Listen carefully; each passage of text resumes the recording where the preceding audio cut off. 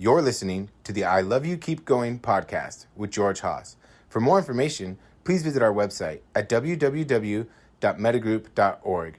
That's www.mettagroup.org. So welcome, everybody. This is I Love You Keep Going at 7:35 p.m. It's May 11th, 2023.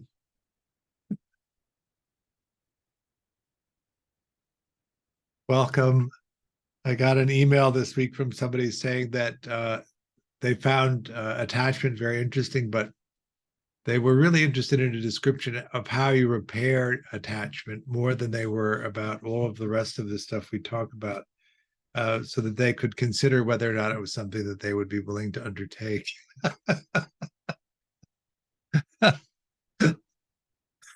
Which I enjoyed reading. So I thought I would discuss the frame of attachment and how you recover. That is to say, earn security. That's what we like to call it. You have native security, and then you have earned security. If you don't have the native security, one thing to begin to understand about attachment is that it can be quite complex depending on what actually happens to you.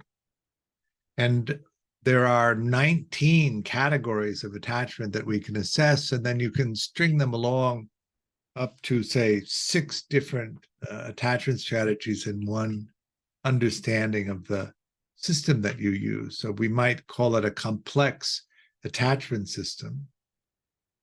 And when it gets complicated, another way to put it. When we talk about secure attachment, we're talking about one of the 19 categories. Secure attachment in the prototypical form means that 30% of the time or more, your caregivers met your needs in a way that was useful to you. It begins very early from the very beginning, really.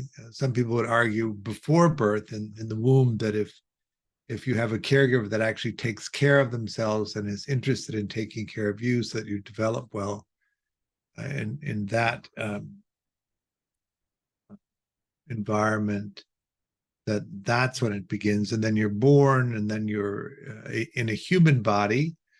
One of the things about humans that's interesting to understand is that we don't function very well. If somebody doesn't take care of us, we don't survive. A great ape baby, for instance, has the capacity of an 18-month-old human baby when it's born. So you could say that we're quite premature in that way, quite dependent on somebody who takes care of us. We call out to the world for our needs to be met without knowing what our needs are, even that we're calling out in any particular way. And somebody comes to us, they sensitively attune to us, they empathetically connect to us, they understand what it is that we're asking for, and then they provide that to us. And if they do that in a reliable way, where we don't worry about whether or not we're going to be taken care of, we tend to develop secure attachment. And if they don't do that 30% of the time or better, we develop insecure attachment. And if we're frightened of our caregivers, then we develop disorganized attachment. But it really is in that early dyadic experience of somebody taking you in and then reflecting back to you their experience of you that we use to begin to develop the working model of ourselves and what we're capable of, and actually what we can expect from the world. 30% is a fairly low bar. I mean, as I blithely like to say, the last time you took a pop quiz and got 30% on it, what grade did they assign that? So one of the things to begin to understand about secure functioning is that it's an astonishingly low bar, and that given the right circumstances, security is what happens. We do have an 85% chance of inheriting the attachment strategy of our caregivers. So another way to look at that is you learn from your caregiver an attachment strategy, and they're only able to teach you what they know. They impart that. You have insecure, disorganized caregivers, you're likely to have an insecure, disorganized attachment strategy. One of the things also to understand is that human babies develop the structure of their brain outside of the womb, where most animals, the brain is pretty well developed by the time they're born. So we are born with an intact brainstem, partially formed right hemisphere, and not much in the way of a left hemisphere. And then that develops outside of the womb. The evolutionarists explain that as the brain, the size of the baby's skull would be too large to pass through the birth canal if the brain were fully formed. And so we're born before that happens. What that means, of course, is that the structure of your brain develops outside of the womb in direct relationship to the environment. And so if we talk about it in the sympathetic and parasympathetic nervous systems that develop in relationship to your experience of the caregiver, the sympathetic nervous system tied to the amygdala goes off and alerts you to the potential danger and activates the attachment system so that you can seek proximity to somebody who will keep you safe. And then that activation is communicated to the hippocampus, which evaluates whether the threat is real or not. And if the hippocampus decides that the threat is real, it increases the activation. And if it decides it isn't, it shuts down the activation. So that's communicated. So what you have in secure infants is this marvelous dance between the activation of the sympathetic nervous system and the deactivation of the parasympathetic nervous system, and that's structural in the brain. The child categories for attachment are secure, anxious avoidant, anxious ambivalent, and disorganized. Secure people tend to grow up as secure adults.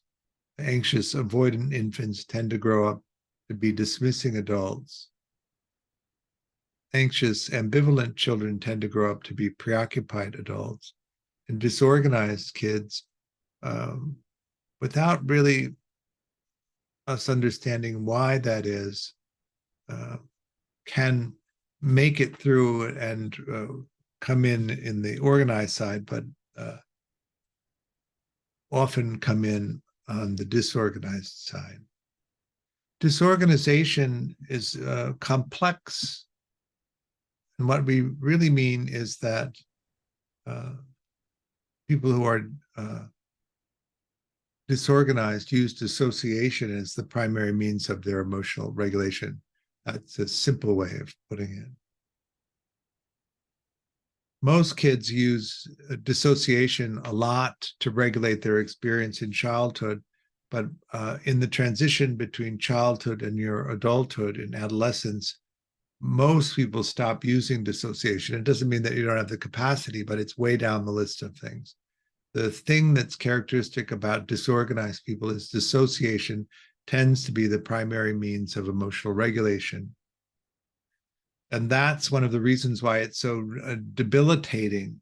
If you use dissociation as the primary means of emotional regulation, it means you're coming and going from the experience of the present moment and coming and going from the experience of the relationship that you're in, that you can easily come and go from complex or difficult conversations with people and not have an awareness that you've had the conversation or understand agreements that you have made so you don't keep them. How's that so far? If you have a childhood experience that's pretty good, that is to say that you don't worry about whether or not you're going to be taken care of, you tend to develop secure attachment. You could grow up in an environment where it's not ideal And there are certain anxieties that you develop as a child. And then you would develop what we would call secure attachment with features. You can have both dismissing features and preoccupied features. Sometimes people develop both dismissing and preoccupied features, but they're still in the secure range. So when you think about security, think about it as I'm not worried about whether or not I'll be taken care of, whether there'll be a house to live in, whether there'll be food to eat, whether my parents will take care of me. You don't worry about that. Sometimes when there is some anxiety, there is features to that. So on the dismissing side, you have some restriction in emotion. That's very typical, or some restriction in your faith and the reliability of other people, of attachment. On the preoccupied side, you have some angry preoccupation with the difficulty of the childhood, but you still have a sense of valuing relationships and connection. And then as it gets more toward the preoccupied side, you're into this angry.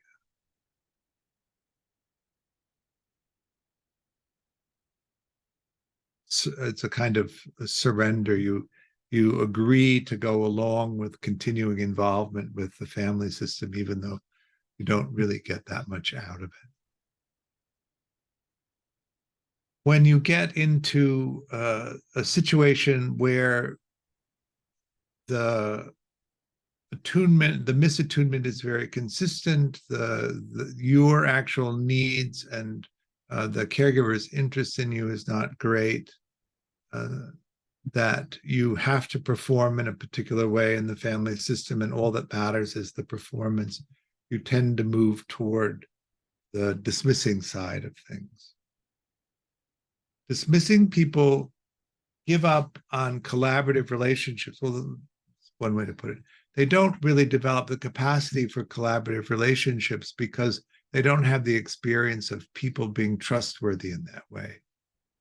They learn a system of idealizing or bullying to get what they want, but they don't have a way of collaborating and exchanging care because that isn't the experience that they had as children. Each time as children that they presented their attachment needs to their caregivers rejected them. And that was so consistent that the child gave up on trying to develop a collaborative relationship. They became islands unto themselves. That's the dismissing piece. 30% of dismissing adults have addiction issues because being an island unto yourself is painful. Not having people to reliably emotionally regulate you is painful. So they tend to turn toward substances a lot of times to kill that pain. They're very oriented toward gathering resources because they involve mainly in transactional relationships which are not intimate. Preoccupied people, on the other hand, have intermittent care, unreliable care. So sometimes the care is good, sometimes the care is bad, sometimes there's no care. So that creates a preoccupation or an involvement in the mind states of other people. They're caregivers. And so their focus tends to be on the caregiver and not on themselves. They also can be rejected and have a sense of that. But most of the time, they're involved in the care of the caregiver in order for the caregiver to be in good enough shape to take care of the child. They don't tend to have as much in the way of addiction if it's purely preoccupied, but you can also get a mix of preoccupied and dismissing strategies. And then there is a higher level of addiction in that group. Disorganized people, the main feature of disorganized people is a fearfulness of the caregiver. And this either comes because the caregiver is so anxious or the caregiver is harming to the child. So this is the category of abuse. The trauma line falls down, and people who are on the other side of the trauma line tend to have a disorganized, what we would call a disorganized attachment strategy. And as you go further away from secure functioning into complexly disorganized, really what we're looking here is sexual abuse or some kind of physical abuse or poverty or some kind of extreme hardship that causes that kind of abuse. I just said poverty, so I'm going to point to that. Affluent homes that have enough resources have a different kind of anxiety for children. If you have enough resources that you don't worry about whether the kid's going to have a meal, that you can get them prepped and educated, that tends to have a higher rate of secure attachment than in homes where there's economic insecurity. So there's a much higher rate of insecure, disorganized attachment in homes that are not resourced. We don't, in the US, live in a society where we actually provide much in the way of resources for children. It isn't like most of the things that we face, a lack of solutions for this. There's a lack of political will to actually do that. And we actually did quite a bit better job at it before Bill Clinton changed the way that the government's strategy for relieving poverty was organized. You're old enough may remember that there was a time where people who could apply for assistance would receive money directly. That actually had a much better effect on it.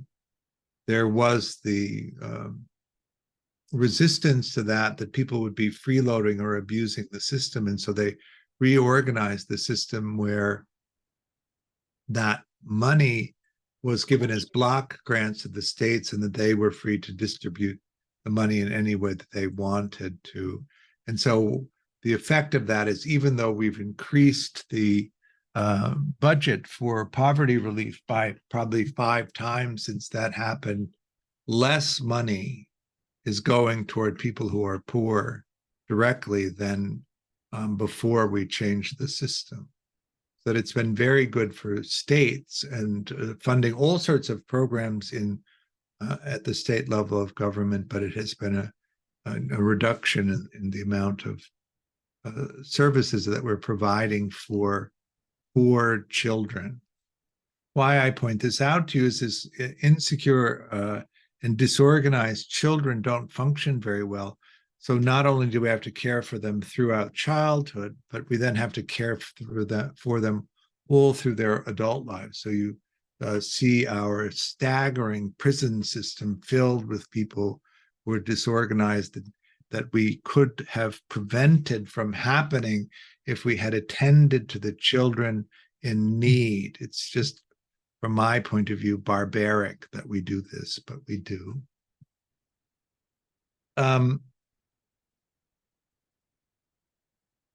So you have a sort of a concept of what the attachment strategy is. It's much easier to be secure. It's much easier to be earned secure. You function better. You're better able to contribute to society. If you're insecure but organized, so dismissing or preoccupied, you also function pretty well, not as easily as a secure person was, and not in intimate relationships, but you still can participate in society. It's the disorganized people that really fall off a cliff in terms of their ability to function, and then we as a society, of course, bear the cost of people who don't function, can't survive very well. I live in Los Angeles, and the homeless situation here is hard to escape. It is everywhere. So you can see the level of failure that we're all having to deal with because of our inability to actually provide for children. I'm a little impatient and fed up with that. You might notice in my demeanor. So secure, and then we're moving out to dismissing, then we're moving out to organized, preoccupied, then we're moving into disorganized. So we have fearfully preoccupied, fearfully avoidant, and then complexly disorganized. That is the scene that we're talking about. And now I'll talk about repair. We talk about a few things here: the attachment system, the exploration system, and also the collaborative relationship system. These three, let's call them domains. Dismissing people tend to mentalize pretty well. There's a scale of 1 to 9 that rates mentalizing, and we can test that. And secure people tend to test 6 or higher right out of the gate with no intervention. Dismissing people are mentalizing in the 4 to 5 range, so pretty close to that secure range of 6 or higher. Preoccupied people in the 3 to 4 range, so not quite as well. And then disorganized people typically below 3. These steps up of mentalizing.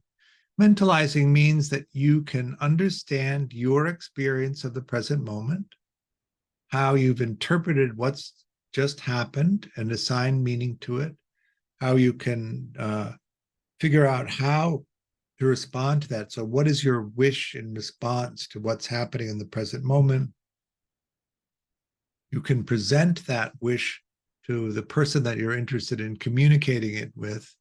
When they receive it, you can understand the way that they've understood your request, and then you can interpret their response to that request and understand how you're responding to that in real time as it's happening. This would be an adequate amount of mentalizing.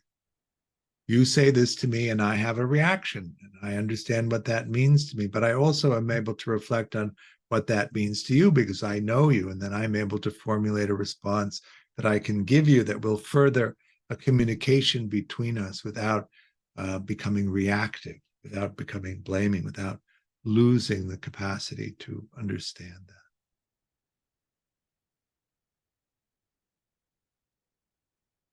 The exploration system is really where we find meaning. So if the attachment system is on, the exploration system shuts off. The attachment system shuts off, the exploration system turns back on. Where we find meaning in life is through the pursuit of exploring things that we find meaningful. That's where it comes from. It doesn't come from relationships, doesn't come from distraction. It really comes from this effort to discover the things that are meaningful to us. And in order to be really good at that, we need to have a social support in order to do that, because going out to the edge of pursuing meaning can be frightening or dysregulating emotionally. And so we need to be able to come back, get emotionally regulated, explain what we've found out, and then be encouraged to go back out and explore. We talk about this in primary exploration and secondary exploration. Primary exploration is focused around gathering meaningfulness in your life, and secondary exploration is around gathering resources so that you can support your primary exploration. So the food, the shelter, the clothing, the medicine, the people around you is secondary exploration, and the pursuit of meaning is the primary exploration. Dismissing people are really good at secondary exploration, but they don't really do very much primary exploration. And so the shift for a dismissing person from doing no primary exploration, but being good at secondary exploration isn't that big. They begin to reorient toward things that are meaningful once they've gathered enough supplies to carry on. So a dismissing person who's organized, there's much less to do, and most of it is around reorienting skills that they already have. So developing the mentalizing a little bit more, seeing the value of having relationships that support you in the pursuit of meaning rather than transacting for the care that you want. Those are smaller shifts. And the basic skills that a dismissing person has developed already can be applied to that. And so that tends to go quicker for them. So when we talk about repairing attachment strategies, dismissing people repair faster than preoccupied people or disorganized because they have less to do. They mentalize better. They already know how to explore. They just need to reorient stuff. Makes sense? Then when we talk about preoccupation, one of the things about preoccupied people is they mentalize less well. So there's a much greater distance in terms of the developing of the capacity to track things fast enough to really have a sense of what's going on. Dismissing people don't tend to feel anything. The main way that they regulate their emotions is by suppressing them. So dismissing people need to bring emotional experience into consciousness and learn how to regulate it. But that actually is easier for them to do than what a preoccupied person has to do. Preoccupied people are very centered on the empathetic experience of other people and good at reading other people, but they're not good at reading themselves and their own emotions, and they're not good at regulating their emotions. They tend to be very chaotic, very spontaneous, without a lot of monitoring. Dismissing people tend to over-monitor, so they already have the skills to track things. And preoccupied people need to learn to track the experience that they're having, in addition to regulating their emotions. So that's a more difficult step. Preoccupied people don't explore. They've abandoned exploration because for them, proximity is the thing that they want. They want to be in close proximity to their attachment figures. And in order to stay in proximity to their attachment figures, they've had to abandon their exploration. Dismissing people already can explore and are already good at exploring. They just change the target of their exploration. Preoccupied people don't know how to explore. So before they can figure out what's meaningful to pursue, they have to first learn how to explore. So you have more mentalizing to do, more exploration to do, more emotional regulation to do, more exploration to develop, and more emotional regulation to do. So there's just more to do in the organization of preoccupation. When we're talking about organized preoccupation, what that means is that there isn't dissociation as the primary means of emotional regulation. So it is actually an easier territory. For a preoccupied person to learn to explore, there is a fundamental shift in the way that they operate in the world. We talk about these as non-mentalizing modes. Dismissing the three non-mentalizing modes are psychic equivalence, teleological mode, and pretend mode. Dismissing people because they're not particularly empathetic and they're very cognitive in the way that they think about things, very logical. They tend to be psychic equivalent people. They think that their experience is the experience that everybody's having, and they think that their experience is the correct interpretation of what's happening. One of the things that you learn in Buddhist meditation practice is that we create our experience of life through the conditioning that we have. We take in the sense data in the moment that we're in, we assign meaning to it, and we create a reality from the conditioned meaning that we assign. What that means is that we understand from this perspective that the version of reality that we're experiencing is our own based on our conditioning, and that you are experiencing a different reality than we are because of your conditioning. Everybody's experiencing a unique take on the situation that we're in based on what's happened to us and how we've assigned value and meaning to things. In psychic equivalence, you think that you've got it right and everybody who disagrees with you is wrong. From this perspective of this enlightened perspective in the Buddhist model is you understand that this is what you think is going on, and you think it's going on because of your conditioning, and you know that everybody else is having a different experience than that. And so you, rather than having this absolute belief of what's happening, you think, this is what I'm experiencing. What are you experiencing? So you can be in that collaborative exchange of ideas about what's happening. Preoccupied people tend to be more with pretend mode, which is another one of the non-mentalizing modes. Preoccupied people want physical proximity. They don't really explore, and they're willing to be whoever you want them to be as long as you'll give them proximity. So they pretend to be whatever you want for proximity, which means they're pretending to be in a relationship with you based on what they think you want them to be. They're not actually in the relationship with you. They're who you want. Just tell me who you want me to be, and I'll be that, so that we can be proximity. So what that means, of course, is that preoccupied people need to make a decision about coming out of the pretend mode, coming out of inauthenticity and moving toward authenticity. This is another big hurdle for coming out of preoccupation. If you're so far down the rabbit hole of inauthenticity that you don't know what you want or what's meaningful to you, then this is a long distance to come to get to a place where you can be authentic because you know what it is that you want. If you've been in a place in your life where over and over again you've simply pretended to be what other people wanted you to be, and you really don't know what your own preferences are, you're going to have to figure that out. So you're going to have to learn to explore. And then once you've learned to explore what's out there so you can figure out what it is that's meaningful to you.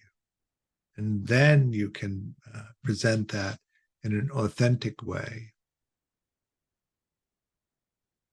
One of the things that happens to people who are insecure or disorganized is they don't have relationships with secure people so much, because secure people don't accept those limitations in their relationships. They want somebody who already knows how to explore, somebody who's already capable of collaborative relationships, somebody who can mentalize fast enough to keep up with them. So in some sense, in order to earn security, in order to get your ticket into the secure game, you have to develop all of these skills first.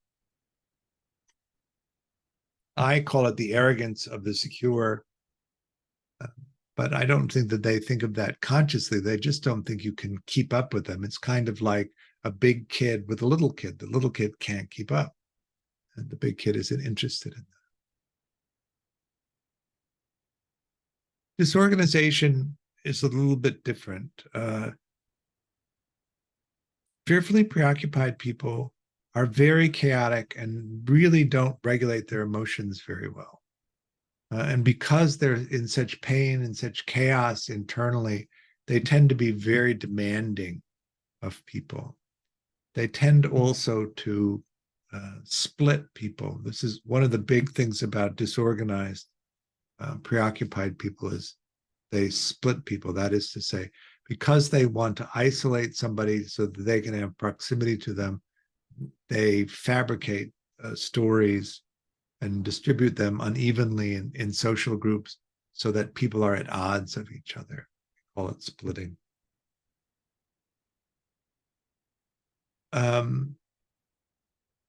So the decision that the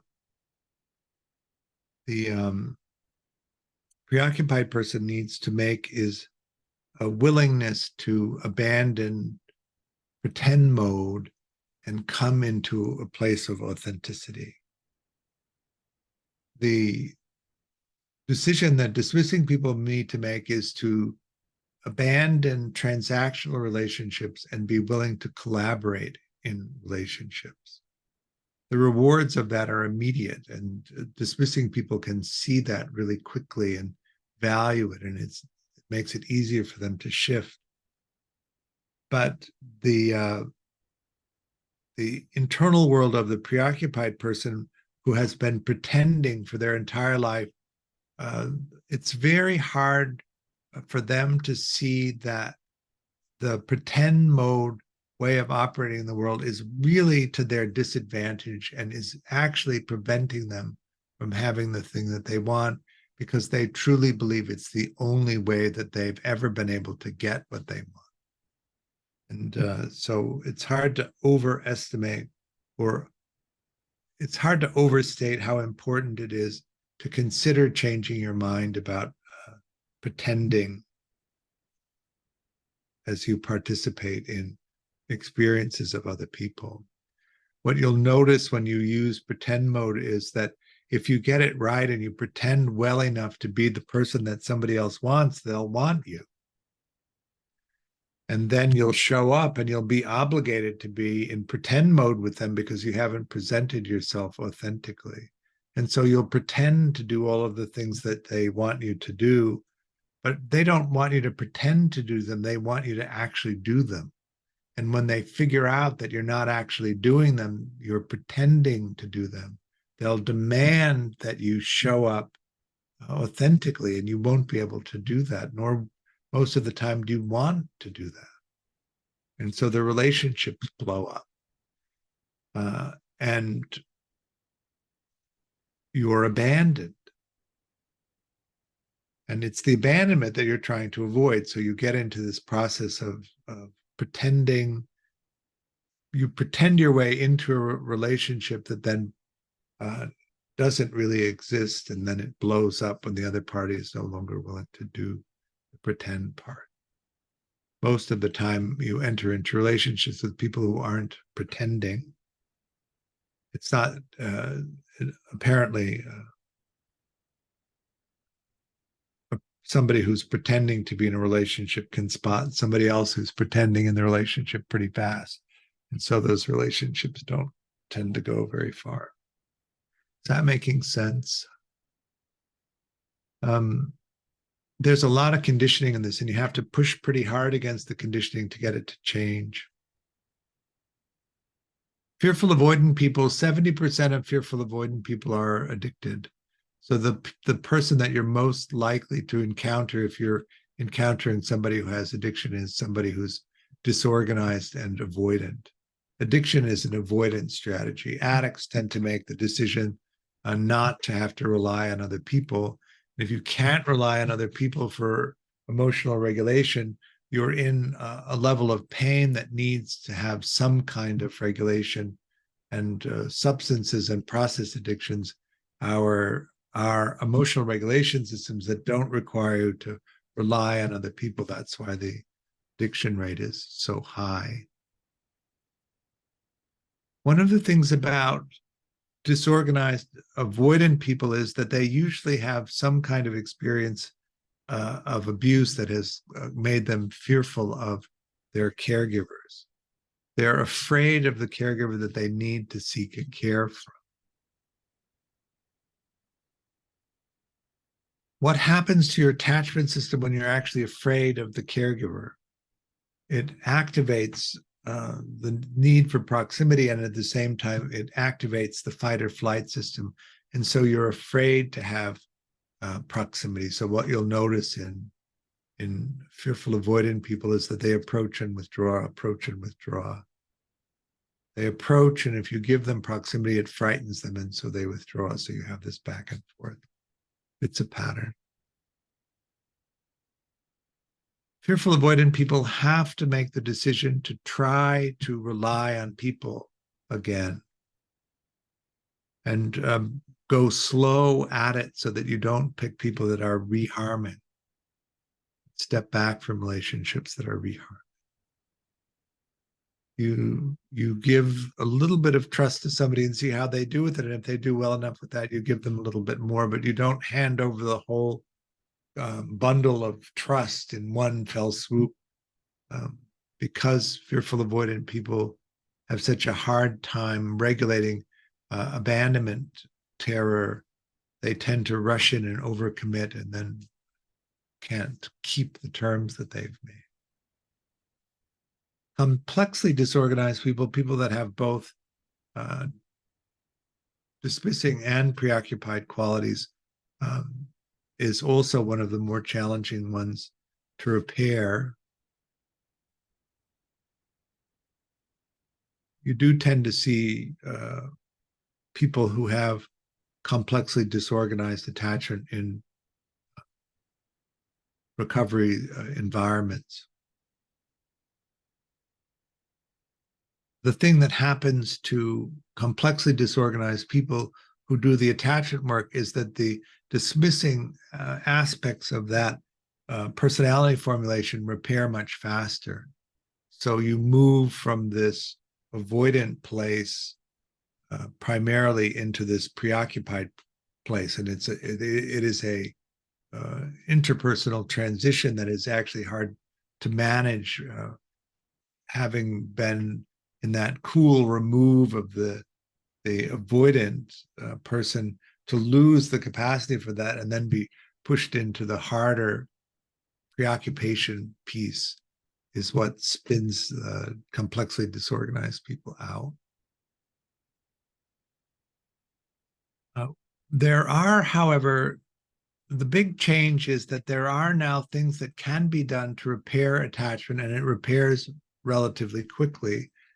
I am 70 years old and was already struck out in high school, actually in junior high, and so I've had a lot of different approaches to attempt to repair the psychology around being an addict, and I can tell you that the attachment stuff is really a game changer in that, and that it's fast in a way that the other stuff isn't, and it works in a way that the other stuff didn't for me. And it's new. I mean, it wasn't really available. We're maybe 5 years into this kind of approach being available, so quite new. That if you begin to work at remapping the early conditioning so that you don't have those automatic responses in the way that you were conditioned to do, if you undertake the meditation practice to develop your mentalizing capacity, you can develop the speed that you need to really function in that secure way. And if you learn how collaborative relationship systems work, you can build supportive relationships around you that actually function the way that they're supposed to, which is that if you need help, they help you. If you need emotional regulation, they help you emotionally regulate. And then they encourage you to go explore. And when you come back, they're excited to hear what you want to, what you found out about the things that you need to know. And there's a constant expression of delight in who you are, not a performance, but just your beingness that they're responding to. So you get that. Secure people, if you have features, there's some things that you can do to move into a more prototypically secure place. All of the skills that you would need to do that, you have, so that goes pretty well. Dismissing people who are close to being able to mentalize well enough can already explore. What they need to do is allow emotional experience to be a conscious experience, an embodied experience, and not suppressed. And they need to shift their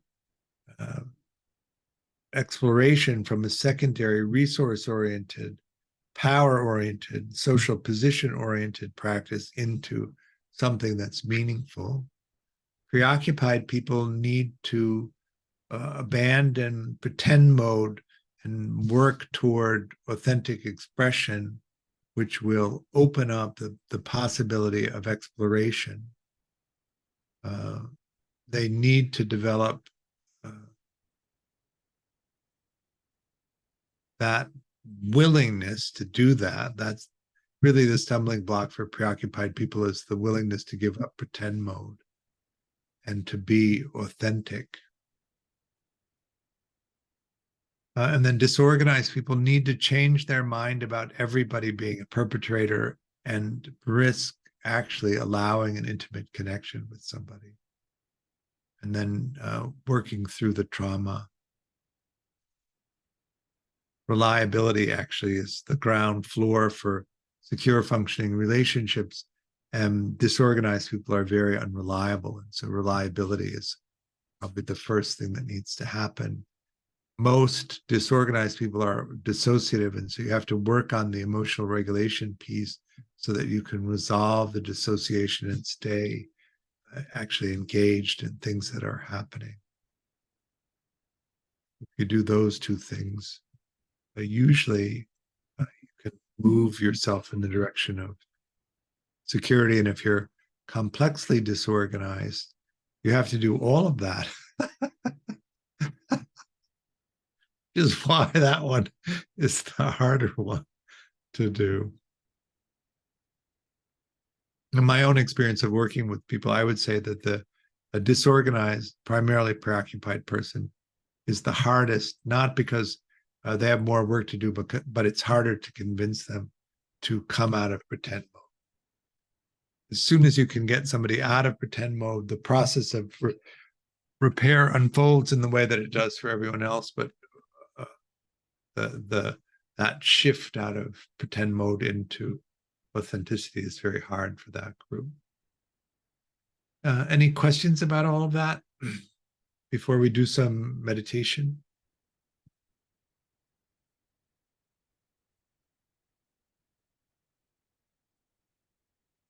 Okay.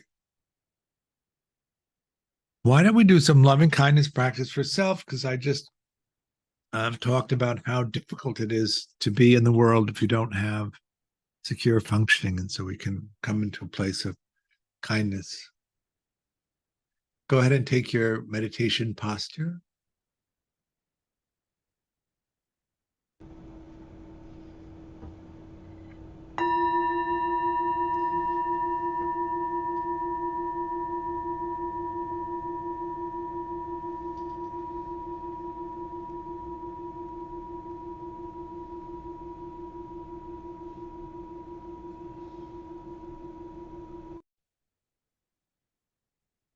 So how did that go?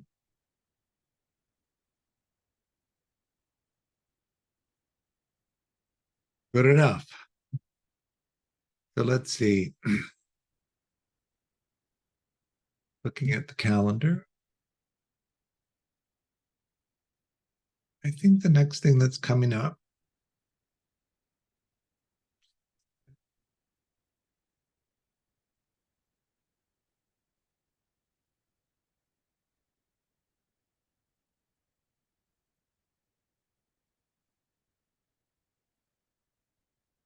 to be teaching a retreat in Utrecht in person. If you want to come to a 4-day retreat and you're willing to fly to Holland to do it, it should be really fun. Besides, it gets you out of wherever you are. And then at the end of June, I'm going to do a retreat in Oakland, just a weekend long retreat talking about secure functioning relationships in the context of the poly community. And then we will have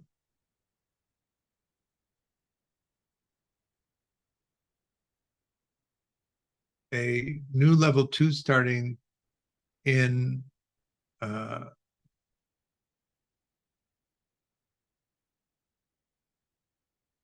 July.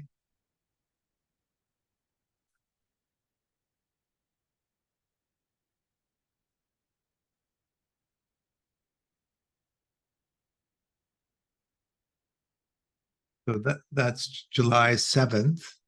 And it's the first time we're offering it in the morning, so 10:30 in the morning. So if evenings aren't good for you, that's a possibility.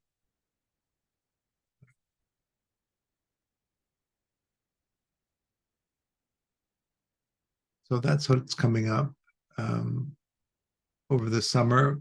We'll begin our level 2, our level 1s and level 2s toward the end of the summer. I offer this class on a Dana basis. If you have resources and are willing to make a donation to me and to Mettagroup and the work we're doing, I really appreciate it. There's a link on the website to do that. But if you don't, that's totally fine. We're happy to have you come practice.